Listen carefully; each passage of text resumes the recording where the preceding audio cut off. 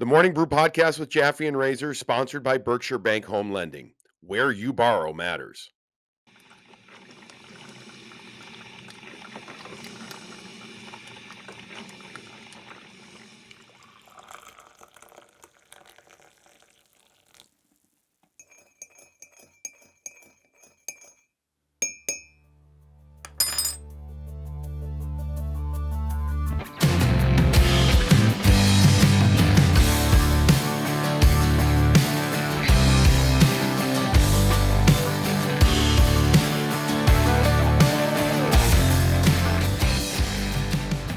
Well, never in my wildest dreams did I think live mulch updates would be the talk of the town. But we got a couple of people that wanted to know more about Razor's mulch experience this year, because that was the last time we talked on Morning Brew with Jaffe and Razor. As we welcome you in to this episode, post Stanley Cup, pre-Boston Bruins naming a new head coach, and pre-confirmation of Patrice Bergeron coming back.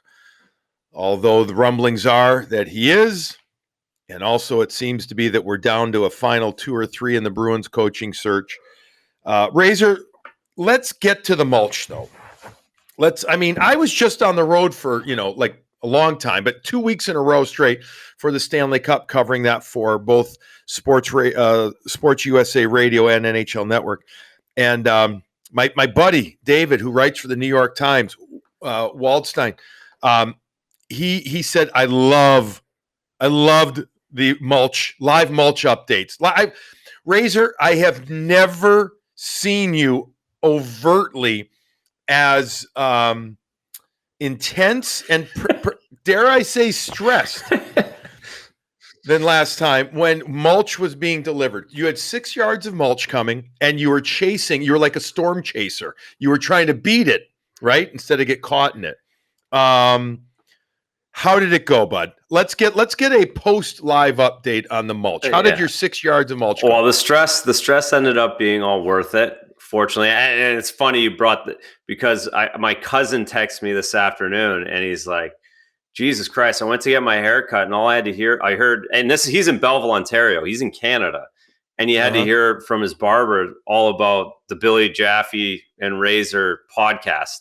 So he's like, this is getting, I had to listen more than enough about your career when you're in Toronto, and now I'm getting this stupid podcast stuff. So he thought he got a big kick out of that. And the mulch was brought up again this afternoon. The stress was all worth it. The 6 yards got delivered when we were on the podcast. I had to get up, and it was, if my kid had fallen down the stairs, I'd probably not get away from the camera for this and bang it out. But the mulch was coming. And the rain was coming. You shoulder checked for the mulch a couple of times, and you're like, oh, it's here. Yeah, no, if your kid fell down, you'd be like, hey, Mace, you okay? Decky, you're fine. Okay. Yeah. So, all right. So you got to the mulch after the pod. Yep. And then how long did it take you to lay the 6 yards of mulch, which is a lot of mulch? It's a lot of mulch, but I've got a pretty good setup now. Last year I only had 5 yards, and it wasn't enough, and that was frustrating. So I was hoping 6 was going to be right on. They delivered the 6. I had a perfect amount, and I didn't take a break all afternoon because the rain was coming early evening, and I knew I had to get it down. So I ignored the kids when they got home from school and banged it out in about 3.5 hours, just pounding away. No child labor yet, right? None, it sounds like? No, Decky got over and tried to dump 3 shovels full in, missed the wheelbarrow every time, and that was enough. I didn't have time to really invest him getting involved, so I had to move. And again, the good news is it's spread. There's lots of open spaces, so it's just like dump and rake. It's not a lot of the hand through the garden, through the flowers. That's tedious, but the main parts thought I could get through quickly. Okay, so you're happy with the mulch. Yeah, I don't know, have you, I've never really seen you uptight. I'm trying to think. I've seen you devour Chipotle. That's not uptight. No, I've seen you tired on the podcast, and every once in a while it's like, okay, let's do it. I don't think I've ever seen you overtly uptight, which is quite the difference from somebody like myself who lives about 70% of his life uptight. You know, they don't call me Happy Billy for nothing. And I mean, did you just mask how your uptightness around me? Have you hid it from me? Because I appreciate landscaping. I do, as you know. It's I guess I would call it an interest of mine, a proud moment of mine, type of proudness of mine. But you got literally uptight. I mean, have you ever gotten uptight for a hockey game before? It's certainly the hot, but I think it's that I have the OCD thing. So there's little thing. It's nothing that the major stuff doesn't affect too much anymore. But it'll be one little thing if something's not. And the mulch was my thing that week. It's kind of like one thing a week where I don't sleep about, but everything else is fine. Everything else is cool. You know, I'll roll with the punches pretty well now, but it's the one thing, and the mulch was that thing. So I think I've certainly the hockey games. I was nervous. The kids were asking like if it got easy. No, every single game I was nervous right to the last one. And I think that's why I had to retire. I got burnt. By the end, it got harder as I got older. My days were longer. Game days got so long at the end when I wasn't playing as much, and I knew there was a lot on the line. It just took a lot out of me, and so like every day was like a mulch delivery. Yeah, exactly. What you're saying. I'm shoulder checking before the pregame skate, which isn't ideal. Listen, Vasilevsky's not shoulder checking pregame skate of the game 6 of Stanley Cup. You have fun all day, but when you get to that point, it gets real hard to play in the National Hockey League. So now that mulch is down, we haven't had a lot of rain. Thankfully, we got some yesterday. Do we ever? I mean, that must have been your biggest concern. You must have been checking the weather like I was checking mulch to see if there's any rain.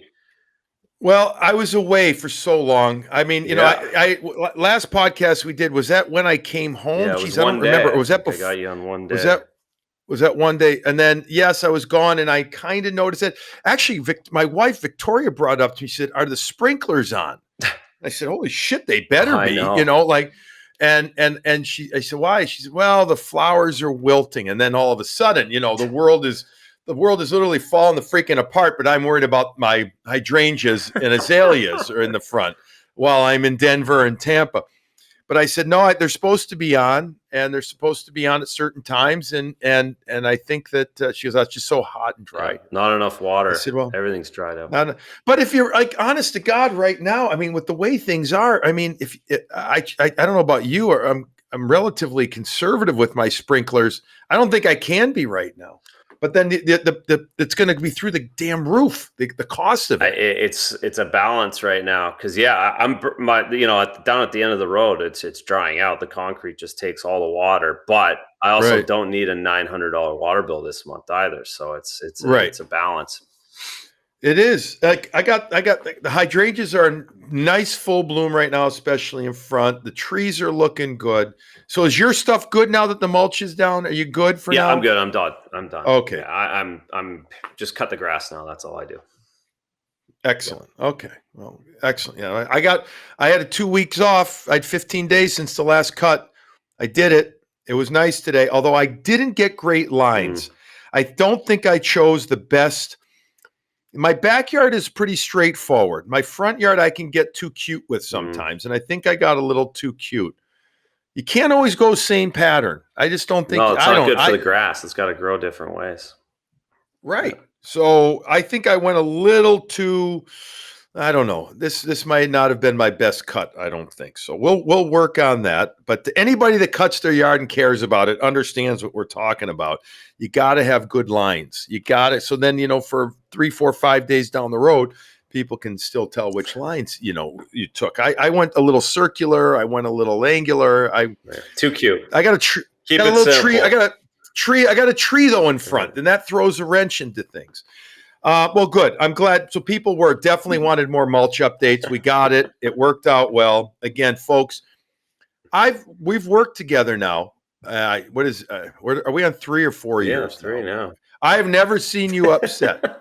I've never seen you tense. maybe a little this, that, but never nothing. I mean, like, again, I'm always living my life like Yeah, that. you're in So fourth gear all the time. all the time, all the time. Yeah, I grind. It's a grind. Speaking of grind, just back off the road, as I said, covering the Stanley Cup playoffs. Spent a couple of weeks between New York City and Tampa, and then 14 days on the road between Tampa and Denver. And I had a great time.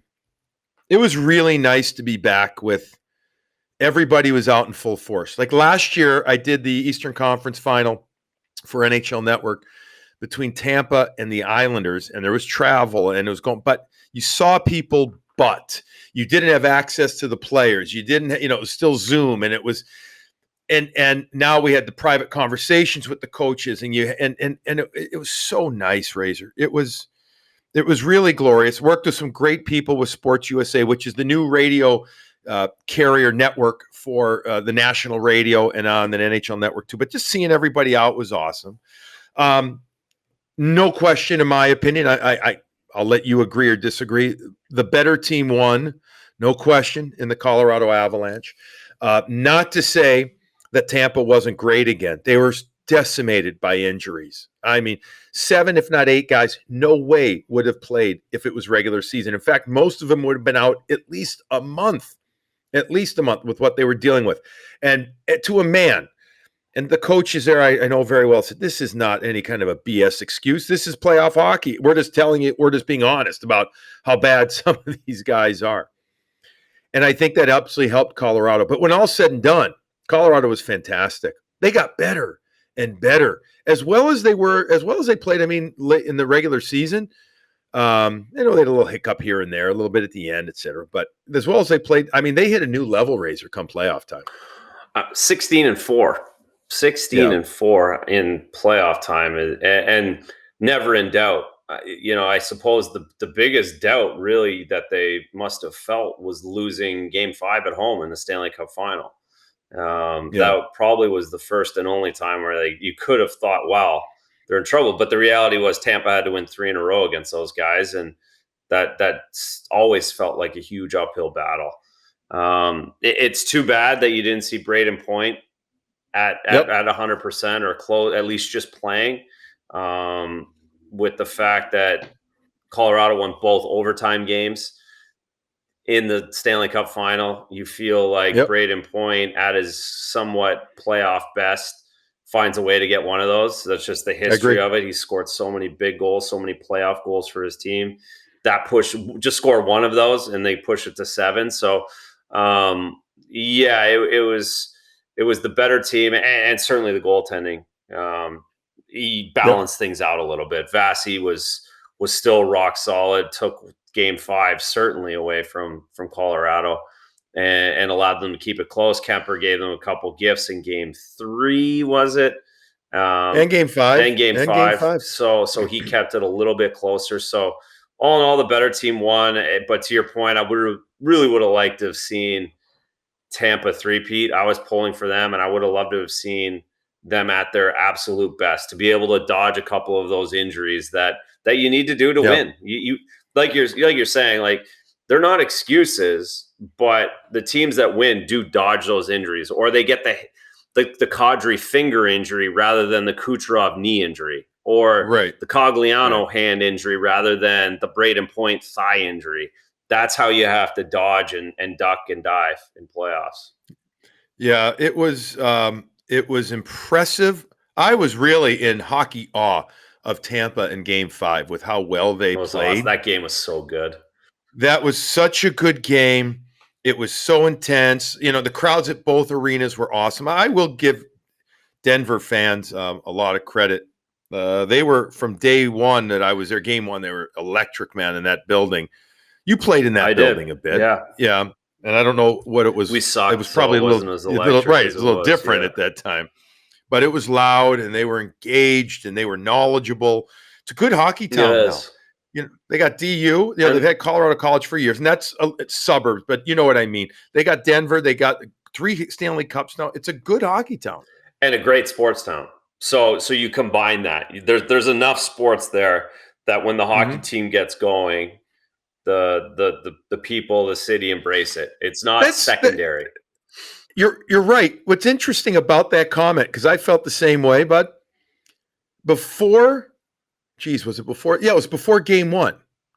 It seems so long ago. I turn on the TV, the whole time change. I'm up at like 5 a.m. all the time out there because it's early or whatever. And on the morning show, they're doing like hockey nuggets on this like local, I don't know if it was Fox or whatever, CBS show. How many players at a time can play in the game of hockey? I'm like, are you freaking kidding me? And what is 3 goals score called in a game? Like, really? I think I understand why they're doing it, because there's too many good fans out there. I guess what they were doing, they were dumbing it transients down. that are out there smoking weed. Everybody's smoking weed out there.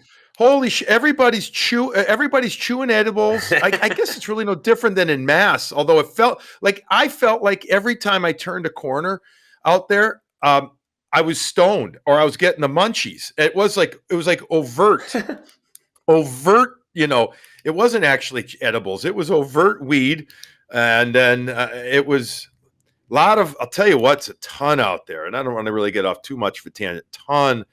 Tons of. It's really sad, but homeless. Yeah. I mean, and I understand because it's the West, Southwest, and 300 days of sun a year. Exactly. But I mean, I saw there was a few scary, sad sights, but anyways, good city, great hockey market. Yeah, I was getting the munchies a handful of times just walking. I'm like, oh, hello. I'd fail the piss test now if I had to, if I take a pee. But anyways, it was great to be out there seeing everything. Speaking of Game 5, I talked to Mark Messier about this. Mess was out there, and I've known him for a long time now. He's obviously out there with ESPN, and he just said he's talking about winning Game 5 at home and how hard that was for his experience with the Edmonton Oilers early in his days. He said, especially for a young team, he said, I think they're going to be a lot better in Game 6. They're going to come up because winning at 5 at home, that pressure, the feel, the intensity of the families that all have now come into town after it's Game 3, the extra tickets, the everything, all that stuff. And he said, I think, it's a brutally tough game to win. Have you been in that situation before for the Game 5 at home, putting away up 3-1? Do you remember in a series? We lost in Boston. We blew it in Boston, and we had that feeling. We had a huge win in Montreal in double overtime in Game 4. Came home. We're gonna, this is it. We're gonna take. Got tight right away. Because again, you feel like it's automatic, and then the team punches back a little bit, and you forget that you're in a game. And I'm sure everyone was telling Colorado they were going to win. Everyone was telling them Tampa Bay was done, and they looked tired, and that overtime goal by Kadri is going to kill them. And then you get in the game, and it starts to get away from you a little bit. And I can only imagine I never played in the Stanley Cup, but I can only imagine what it's. Everybody wants to come into town for that. The single guys definitely have a foursome or a fivesome flying in from out of town. Their buddies are just sleeping on the couch on their floor so they can go to the party. I thought you meant like 3 or 4 girls coming in. That's why their buddies are flying in, and they're going to have it all teed up for after. And they're telling their friend as he goes to the rink that, hey, look at what we got going for tonight. The married guys have the in-laws and the outlaws and the aunts and uncles. And so there's an overt extreme amount of pressure outside. Yep. And all it takes is Tampa and Tampa was experienced enough, and they knew it. They were good. And they knew it. And they knew if they put a good effort in, they were going to go back home. You could tell, and you felt it. And it was a good lesson that Colorado learned. It was a good bounce back by them. It's a great bounce back. I was so impressed with Tampa in Game 5. I mean, gutsy, determined, big balls. Holy smokes, big ball game there. And then I was so impressed with Colorado third period Game 6. You want to talk about a mature game at that time? It was a 1-goal game. They played the right way. They didn't cheat it whatsoever. I was, ringside. I was right on the glass watching it, Razor. They were So impressive with that. Let me get your quick thoughts on this before we turn it to the Bruins. Just a couple of quick things here. Did the too many men on the ice Kadri goal bother you? Do you think it should have been? I'll give you my quick take on it. If it had been called too many men on the ice, wouldn't have bothered me. Mm-hmm. You could see it. The fact that it wasn't, I get. I can't tell you that one of the officials actually saw it. I don't, when I say I don't buy that, I don't know if you saw that comment post game, that statement that came out from the league and whatever. I can't tell you if any of them saw it. Maybe they all missed it, which, okay, shit happens. Mm-hmm. And if they saw it, did they see it the way that replay saw it, where he was 41 feet ahead? And that play happens. That play happens more than we realize in a game-to-game basis. Does that make it right? No. But can I stomach it? I guess I can. And so, yeah, so my answer is this. It have been called too many men on the ice. Hey, you know what? Fine. Gutsy, ballsy call by the official right there. However, the fact that it wasn't didn't completely bother me. How about you? Well, I don't want too many men to become a replay opportunity, because there's way too much gray area. Is it 5 feet? The rule says 5 feet. Well, is the guy 6 feet or is he 4 feet? Is he 12 feet or is he 5 feet? What are we going to get the measuring tape out? Is he? So all of that being like, I'm okay with them not going back and checking it or turning it into something more. It was a missed call. It was too many men on the ice. I think it's okay for everyone to say that. And there's a very good chance they didn't see it at all. They were looking at the puck. They were looking somewhere else. Both guys looking one way. Everyone's just didn't think that it was, because it was a play that wasn't a play where you would expect a line change to be happening or a line change to be egregious, right? We all look like the stretch pass. You look to see, or there's an opportunity in a long change where guys, you just see the play. This time the puck was on the other side of the ice, and they'd happened to change in a neutral zone when it's really not in an offensive zone or defensive zone. So I don't think they saw it. I think they missed it, but I don't want to go back and start parsing. Right. Too many men on the ice. I mean, the offsides are bad enough. Too many men, we'd be there for hours on end. Well, my fear is that we're headed towards that. My fear is that we're headed to more and more stuff being replayed. And I can tell you, a lot of the officials, I even think some NHL people don't want to go down that road, but I think there's a few higher ups that do. Mm-hmm. It's gambling. It's gambling, right? It goes to gambling, because that's an easy one. That changes a lot of money, and they have to be sure. And right, no, that's the reality that we're living in, though. Well, I'm with you. I pray not to the hockey gods out there that they don't go down that. You know what I do want to? I want to replay on that puck going over the glass. That's the easiest. That's the most black and white replay that there should be. That's more for the penalty. The penalty for the yeah. I'm Go fine. I'm fine. Go and check for 1 second. That's the hardest thing for the linesmen and the refs to see, even I'd more agree. so than offsides. And just go and look. It takes 2 seconds. We all see it on the replay, and go on with it. I'd like to see that. I'm fine with that. I'm fine. Listen, I've said this 1,000 times. Puck over the goal line, fine. Mm-hmm. I can even tolerate the whole. Do you hit yourself with your own stick, or is it okay? Fine. Or make it challengeable, offside, or whatever it is. Like, just fine, make it challenge. Screw the offsides. There's so few egregious offsides now. That one in the one in the Stanley Cup Finals, though, that was a big one, right? Was that game 3 or 4? The one in Tampa, that first goal, and then they called it a goal for Colorado, and they pulled it back.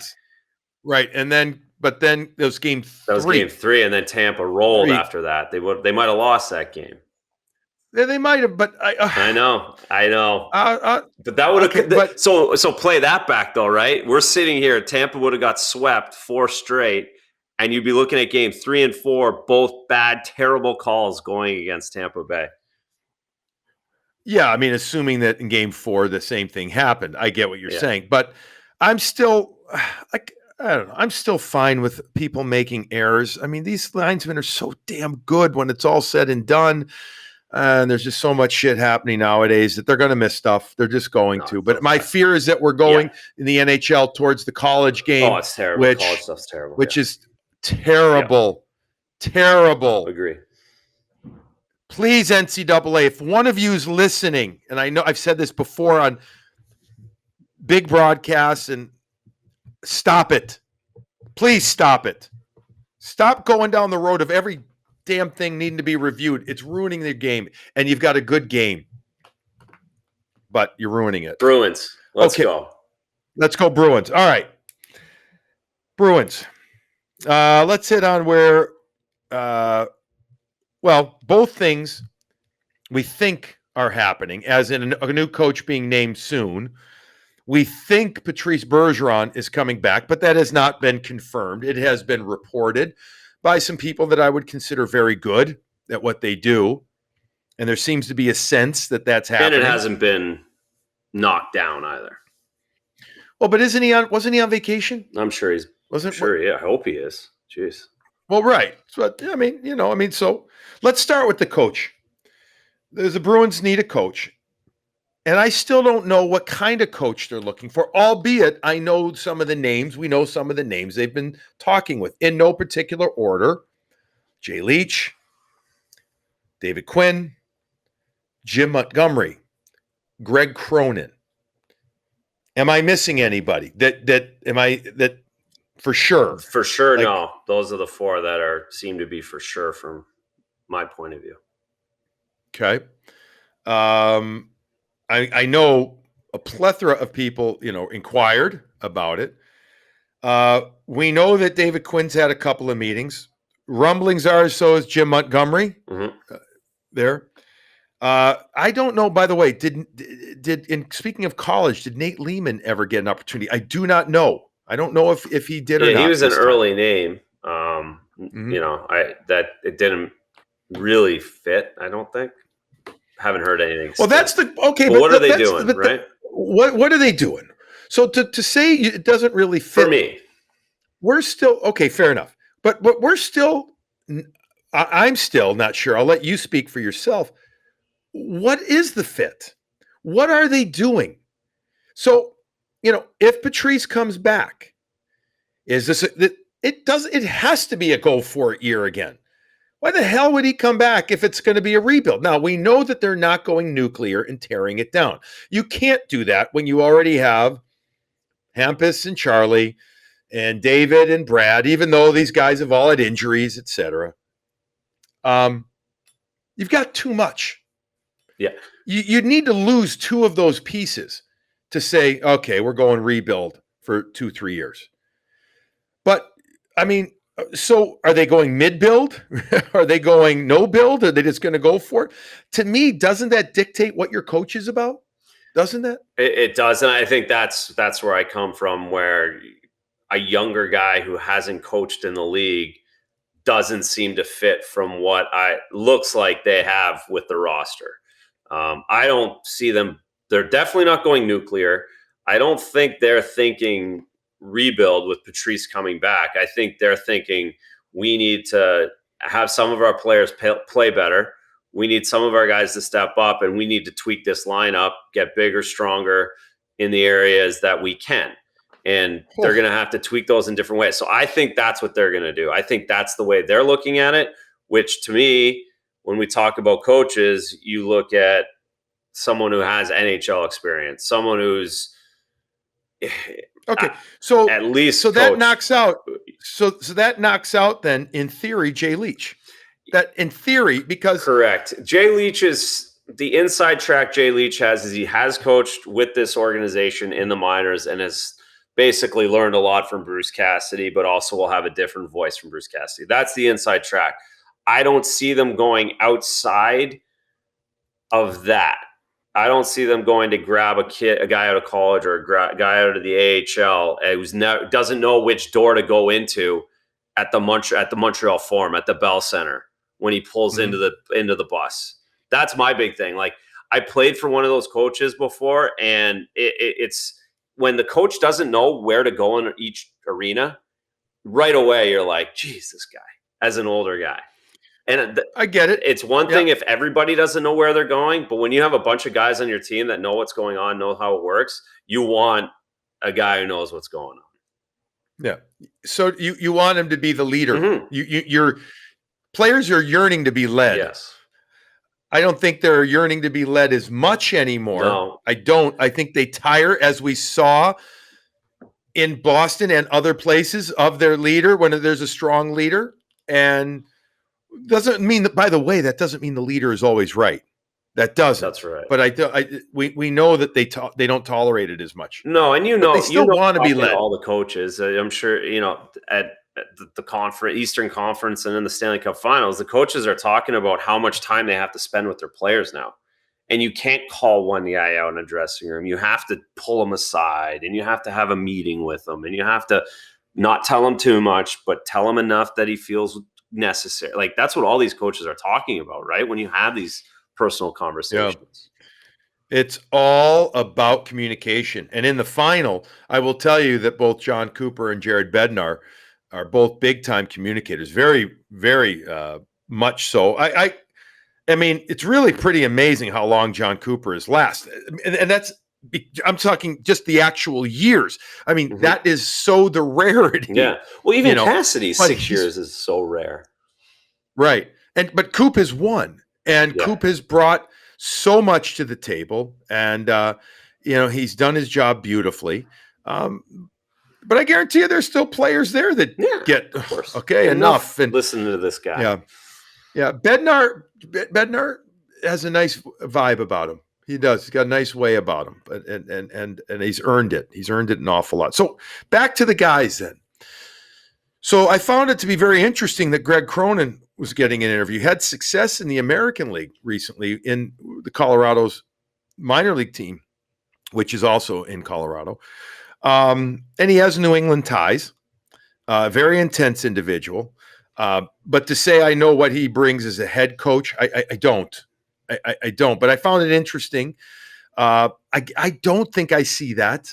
I don't either. Mm-hmm. And it's not, he's assistant coach at the NHL level, but he hasn't had. So that leaves us then with the people that we know of have coached at the NHL level, albeit both David Quinn and Jim Montgomery, for short periods of time.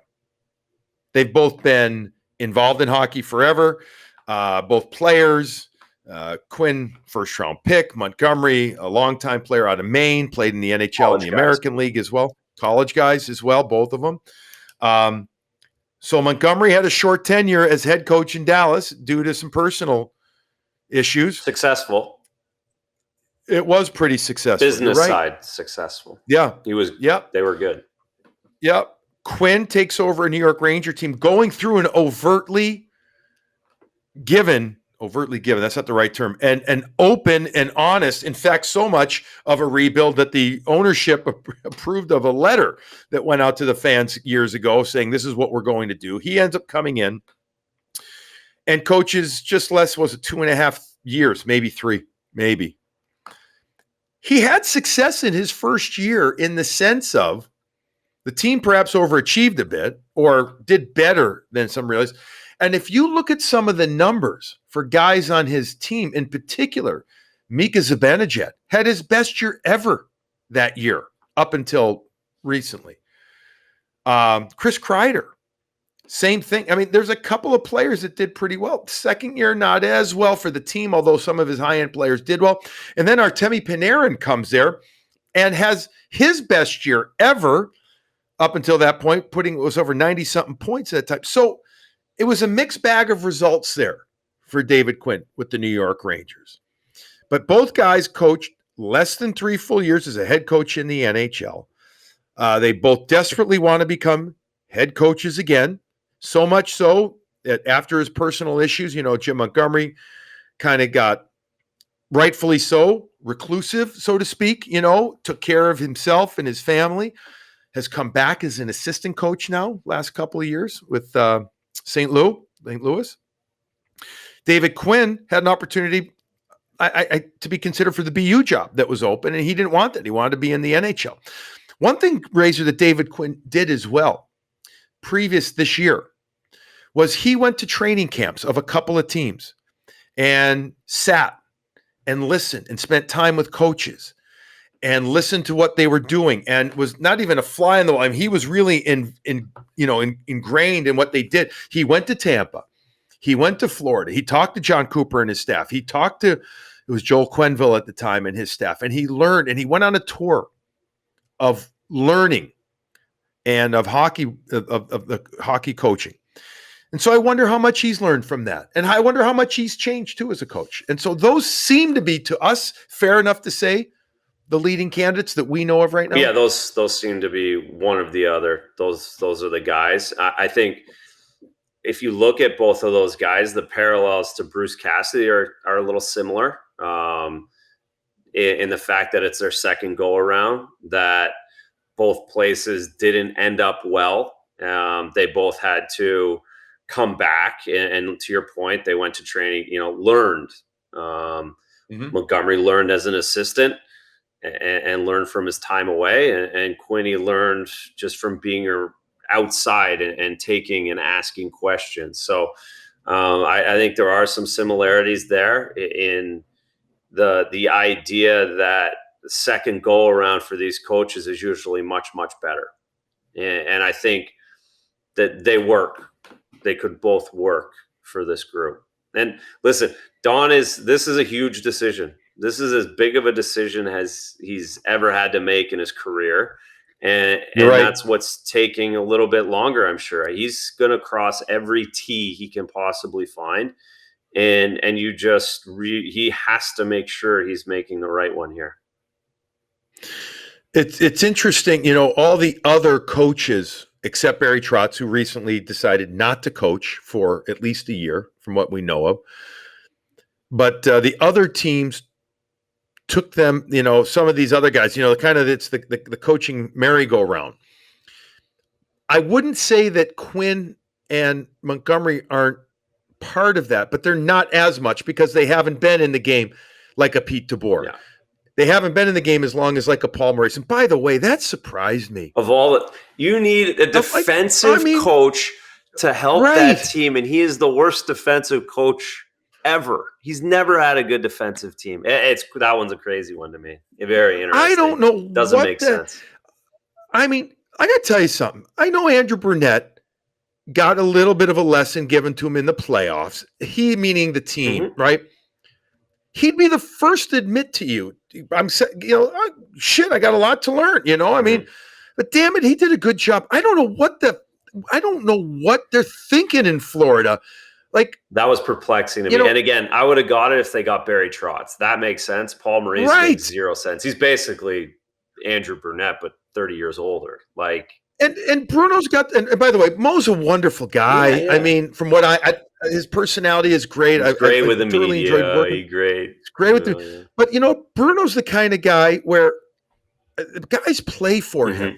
And yeah, he's got a ton of stuff to learn, but I just thought that, what I thought too was a little bit of bullshit too, how long they waited to do it. So now Andrew Burnett's out of an opportunity to go get another job. Yeah. Anyways, I'll get off that was interesting. Very interesting. That was bad. And everybody on the road during the Cup's like, what? No, really? Paul Maurice makes no sense there. They got worse. So, all right. So with that said, it seems to us that Jim Montgomery or David Quinn seem to be the guys, unless we're completely missing on somebody. I don't think Rick Tocchet, I never heard his name. I threw it out there as a maybe down the road, meaning could it happen? Doesn't seem to have. Again, I'm not a scoop guy. I didn't hear that. I've talked to people that are. His name never came up. But, I mean, what do you think it will come down to? And don't you think, Razor, it's got to happen real soon? Yeah, it's got to. Don't you think it's to the point? It could happen now, just because we've done this podcast 4 times. This has happened to us, where it happens in the middle of it. We should probably check social media at this point. That's a good point. Yeah. But no, it's got to happen this week. It's got to happen before the holiday week. July 1st, Canada Day. July 4th, 4th of July. It has to happen before the draft. Then you have to show them off at the draft. You have to have them around development camp right after the draft. Right. And so no, this is coming soon. I just think I also got to imagine the Tampa Bay assistant coach stuff seems to be around. Maybe they want to talk to one of those guys. So maybe they're waiting until the finals are over, just to maybe kick the tires on. It seemed one of those guys is going to Detroit because Stevie Y has his hands all over that. But maybe just to be clear, Razor, who Razor's referring to, is Jeff Halpern or Derek Lalonde. They will lose one of them. They will this year. Maybe even both. You never know. Yeah, because Winnipeg's got a squad and Detroit. So maybe they just Don has to be precise on this. So you don't want to close a door. Maybe one of those guys comes in on a random interview and blows the socks off everybody, and then you pivot. So I would assume that Stanley Cup, I don't know this, but I would just assume he just wants to make sure and sees where everybody shakes out here in the next couple of days. But I got to imagine the decision's Friday at the latest. Like you have to get going. I'd agree. You'd think that this has to be in the next, when we're recording this later at night on 28th on Tuesday. I've lost all track of days. Is that what it's Tuesday? I'm with you. It's got to be Thursday or Friday that a new coach gets shown to the Boston Bruins fan. And I do think, my guess is it'll be one of the two, Quinn or Montgomery. I can't tell you. I mean, they both have their, how's this for lame analysis? They both got their strengths. Both have their weaknesses. And they both have their weaknesses. But, I thought that, again, Quinn, if you look at his numbers with some of the players and young guys, and I've talked to some people in New York, he did a good job a couple of years ago with some of these guys that they felt needed to take the next step. Well, the other thing that we can surmise, because we're talking about these two guys, is maybe the decision comes down to, do you want a guy with Boston ties who has ties with the players, or do you want a guy who doesn't have ties with Boston and doesn't have ties to the players? Because Quinn has a bunch of them, and Montgomery from the outside doesn't have as many. When you talk about McAvoy, Grzelcyk, Boston. Yeah, but do you want one of those guys or do you not? I don't know. Like, does that make a difference? I don't think it makes a difference. I don't. Mm-hmm. I think you want your best freaking coach. I do. I think yeah, for sure. But does your best coach, is your best coach suited to have Boston ties or not? It's almost hometown for Quinn. Yeah, no, I know. Cranston, Rhode Island, played BU, lived in Boston for a long time. It's a very interesting situation, very interesting scenario. I guess we'll wait and see how it plays out. Speaking of how it plays out, Patrice. I was going to say, Patrice is the one making the decision anyways, according to most people. So whatever how about that, whoever takes Patrice to the nicest dinner and the nicest golf course gets the job. Which is, it's funny. I know we're bullshitting about it, but I do think that Patrice did have a question, by no means a demand, but a question of, what are we doing here? I do. I just don't think he's coming back with a rebuild. There's no freaking point in it. So that's my guess, that he just had any kind of a conversation. It's like, hey, if we're going to try and make it happen, then great. But again, it's a 1 or a 2 year thing. That's it. So they've still in this middle ground, Razor. I think it's a bit of a quandary right here, because even if you get David Krejci back, and by the way, some fan via social media said he's in Boston right now. Mm. You know more than I do, then, bud. You know a lot more than I do. I mean, I don't follow that stuff. I mean, would he come back now? I don't know. I have no gut feel on that one whatsoever. Mm-hmm. I don't know if you do, but even if you bring him and Bergeron back, I mean, I look at the speed, excuse me, of the teams that I just saw playing for the last 5 weeks. And I'm like, holy shit, the Bruins need more of that. As good as Bergeron and as good as Krejci can be, we're not talking 28-year-old centermen or even 30. We're talking late 30-year-old centermen right now. So I still find them into this in a bit of a hockey quandary with this situation. Yeah, listen, I think the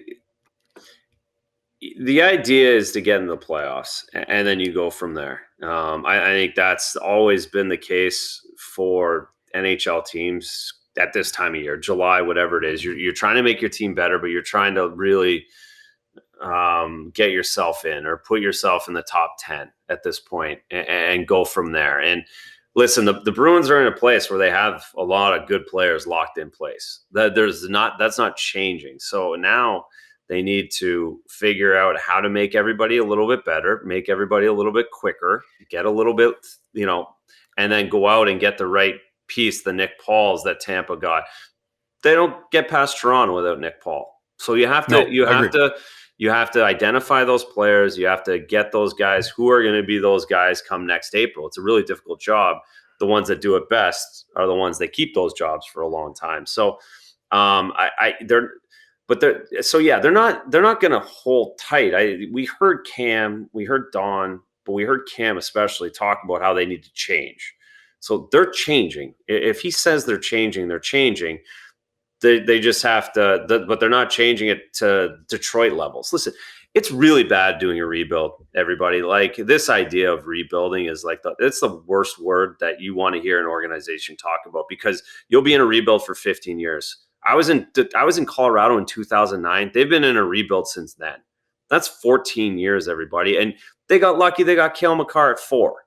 So it took them 15 years to get Cale Makar at number 4. That's really hard to do.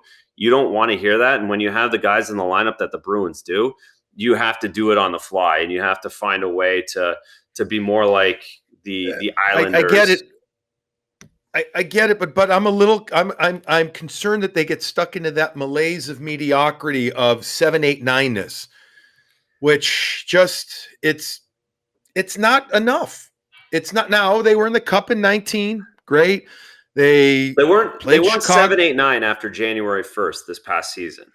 After COVID miraculously left the world. Remember that thing, COVID, that we all had to deal with?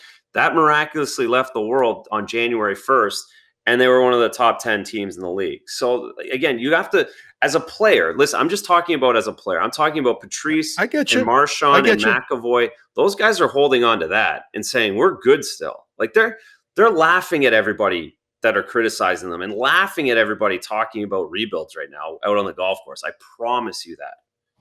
Yeah. Listen, I don't see them going major rebuild. I don't. Detroit eventually, I guess, had no choice. But that's, I guess I'm talking myself almost into it though, Razor, because the Bruins need to do better than what they've done with regard to bringing in new players. We know this. We've talked about this before, whether it's drafting, they're free agents. Otherwise, my fear is in a couple of years when Patrice, and if a guy like Krejci comes back, when they finally say, done, and Brad's done, then all of a sudden, if they haven't done enough, that's where my fear it gets deep. So I think they're way too good. I do. But they are not physical. It's nearly physical enough. I looked at the D of Tampa and the D of Colorado. I even looked at the D of the New York Rangers. And I'm like, much bigger. I know Fox isn't big, but you know what I mean. I'm talking pieces and stuff. And I'm like, man, they got to do something. Now you look at a team like Edmonton, and it's clear as day. Their D's not good. Yeah. And their goaltending obviously good. That's why they got spanked. Obviously, a great team beat them, but they need to be clearly significantly better.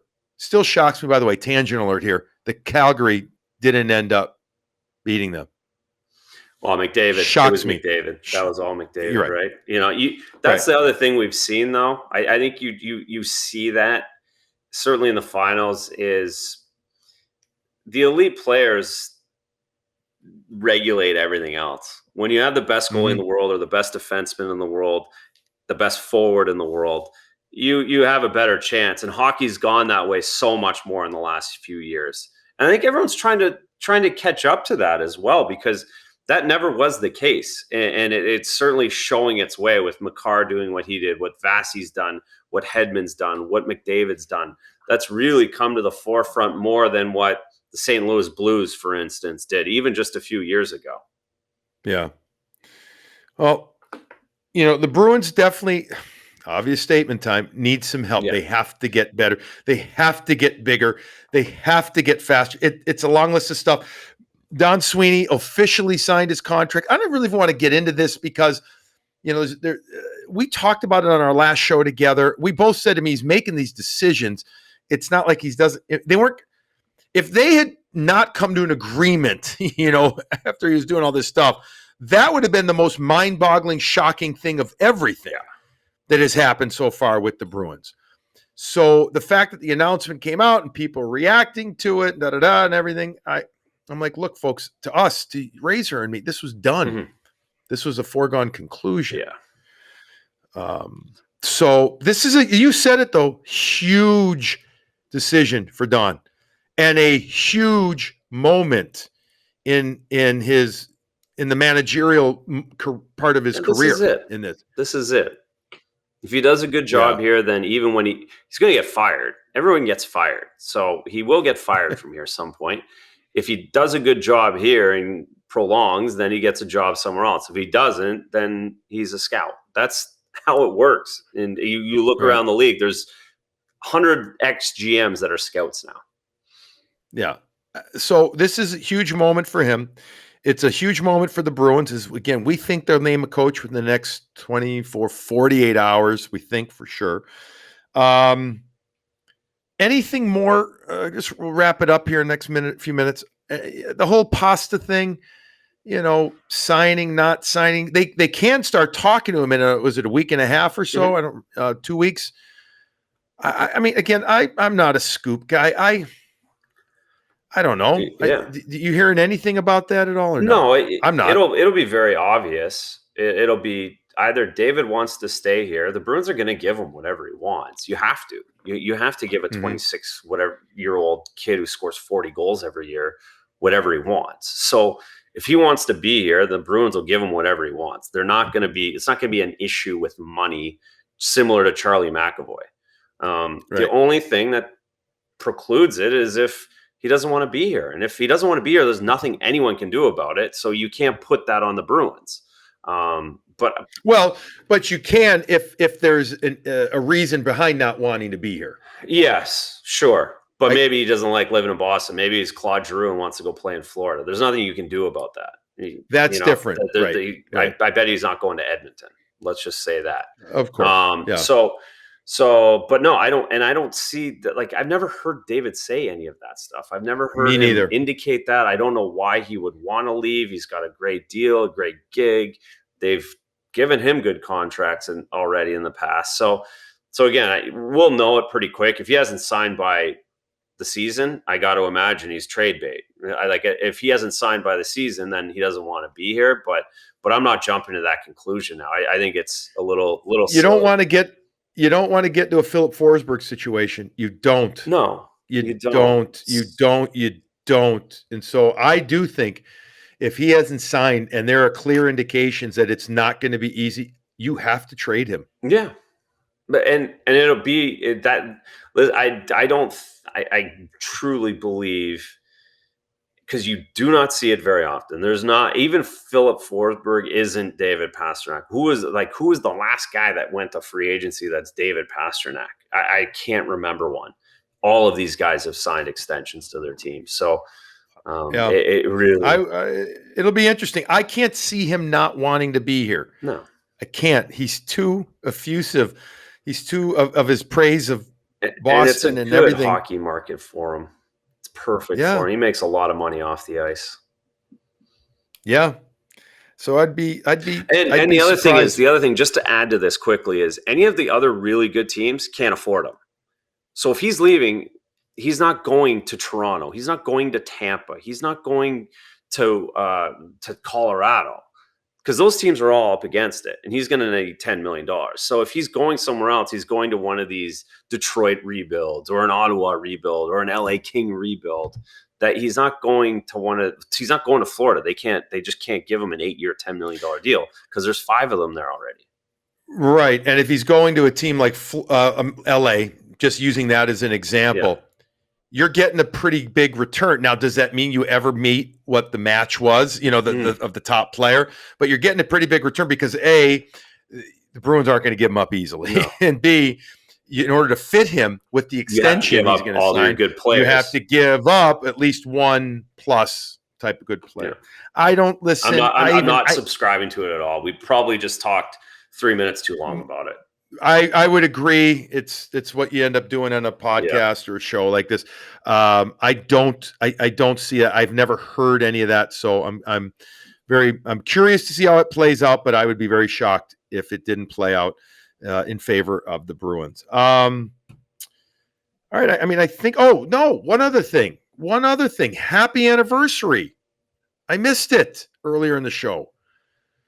Where I need to know, when you got your tips frosted for that picture, was that was from Canadian or was that a US job? That was Canada you were still in then, right? That was from playoffs in juniors. So you dye the whole hair, and then a couple months later it still was there. And gotcha. How no one told me that I should probably get a haircut, or maybe my dad told me, I didn't listen to him, but somebody definitely should have told me that you can't show up looking like that, but I did.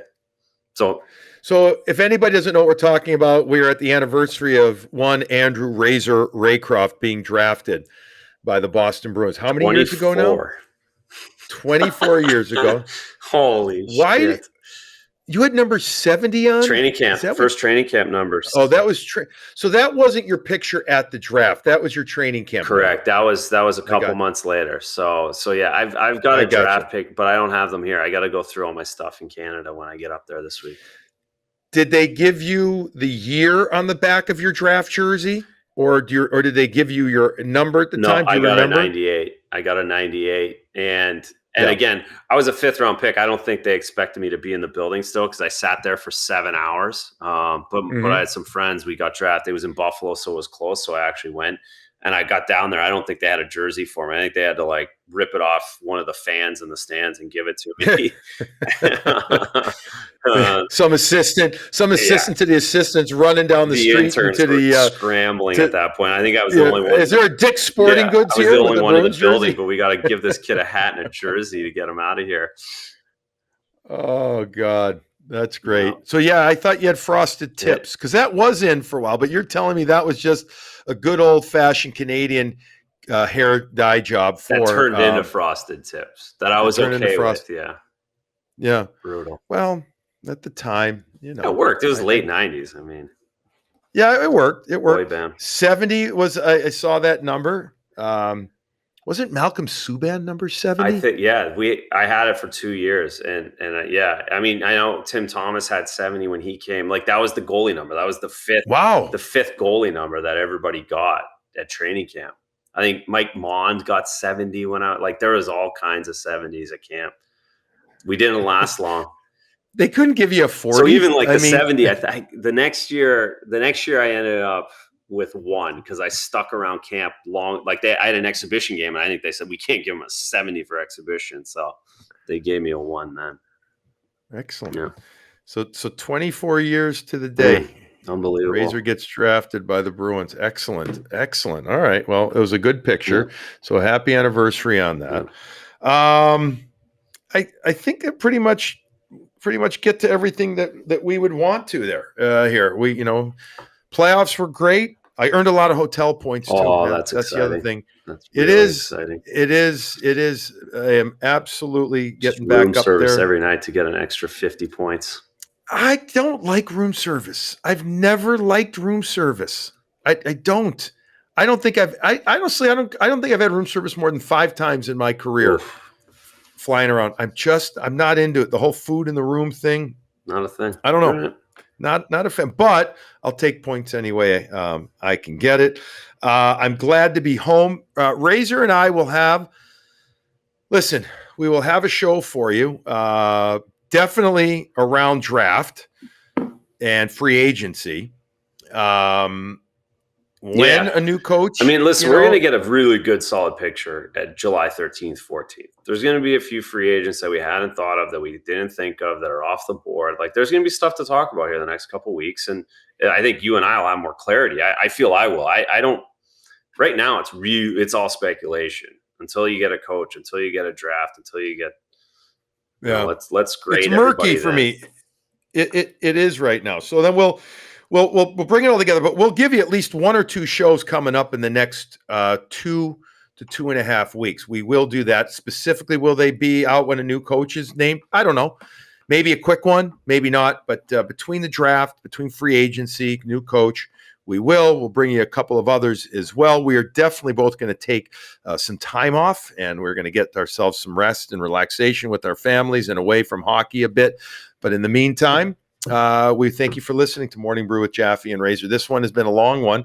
We hope you've enjoyed it. And as always, you know what? This one is brought to you by Fazenda as well. I should have mentioned it earlier. The great people at Fazenda. Go to fazendacoffee.com/morning brew. They still got a couple of mugs left. Not many. By the way, did you make it out to the women's camp or no? I did. I was there. You did? Yeah. Did you see the morning? Did you see the jerseys were sharp? That was solid. Yeah. We need to get one for each of us. Right. That's a good point. They're there. No, I was there. It was awesome. The women did amazing. It was fun. Yeah, great to have you there. And didn't you have a Bruins alumni? Was it an outing or was it a hockey tournament? Didn't you have something? Yeah, we had last week was a little golf and a little hockey over in Nantucket. It was a solid outing. 20th anniversary for the rink there. So I met awesome people over there. Stayed with my new buddy Cam at his house. Stayed in his kid's bed, and we had a great trip. It's fun.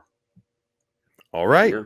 Sounds good. I'm assuming you're not referring to Neely. No, it wasn't. No. It was Cam. No, it wasn't Neely. He would never let me anywhere near his house, that guy. All right, that's going to wrap up Morning Brew. And on that note, yes, we'll wrap it up. Morning Brew with Jaffe and Razor. Again, please go check out Fazenda and the great stuff they have there, fazendacoffee.com/morning brew.